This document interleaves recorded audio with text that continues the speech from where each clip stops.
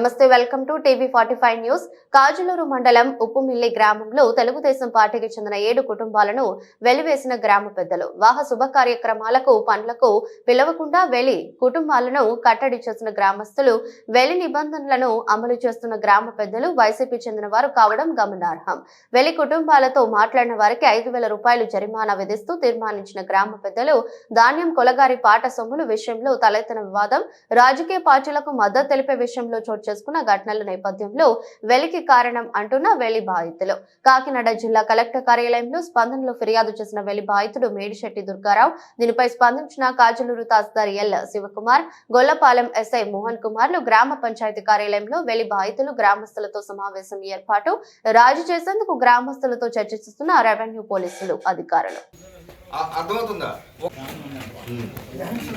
Wait చేయ బాబు, నీకు అవకాశం ఇస్తారు కావాలన్నమాట.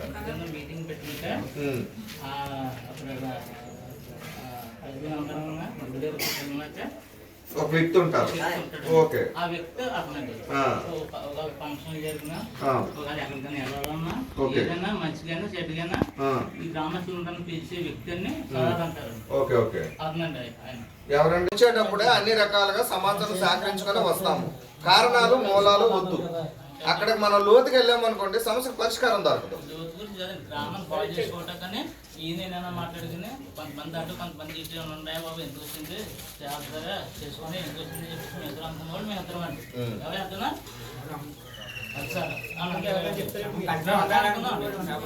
సరే, గ్రామం బాగు ఇప్పుడు సార్ దయచేసి అవన్నీ నేను మాట్లాడతాను. నేను కంక్లూజన్ ఇస్తాను. నాకు ఫస్ట్ కావాల్సింది ఇంతవరకు జరిగింది పక్కన పెట్టి మేమందరం కలిసిమెలిసి ఉంటామని కంక్లూజన్ వచ్చాక మిగిలిన విషయాలు నేనే కంక్లూజన్ ఇస్తాను.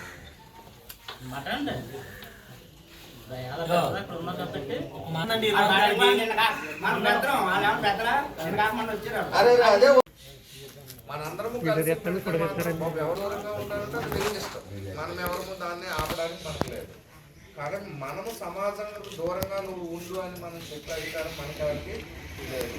ఆయన తప్పు చేశాడు అనుకోండి, అది చట్ట పరిధిలో శిక్షించడానికి కోరే అధికారం మీకుంది. చట్ట పరిధిలో శిక్ష పడే విధంగా చూడాల్సిన బాధ్యత అధికార యంత్రాంగానికి ఉంది. అంతేగాని వ్యక్తిగత అభిప్రాయాల కారణంగాను వ్యక్తిని శిక్షించే అధికారం మనకి ఎవరికీ లేదు.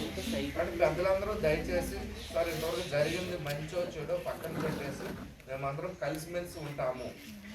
ఇప్పుడు ఆ వ్యక్తికి ఈయనకి కానీ మీ గ్రామంలోనా లేదా మీ పేటలో ఉన్న వాళ్ళందరూ కూడా నా వ్యక్తిని మాకు దూరంగా ఉండు, మేము మీకు దూరంగా ఉంటామంటే మాత్రం అది చట్టపరంగా తప్పు అవుతుంది. కాబట్టి అభిప్రాయ భేదాల కారణంగాను లేదా వ్యక్తుల యొక్క ప్రవర్తనల కారణంగాను మనకు నచ్చని విధంగా అవతల వ్యక్తులు ఉంటున్నారని కారణంగాను వ్యక్తులను దూరం పెట్టే అధికారం మనకైతే లేదు. మనం అటువంటి సమాజంలో ఉండడానికి లేము. ఆ అపోహలన్నీ మీరు కొద్దిగా దూరం పెట్టుకొని మరి మీరందరూ దీని మీద ఒక నిర్ణయానికి రమ్మని కోరుతున్నాం.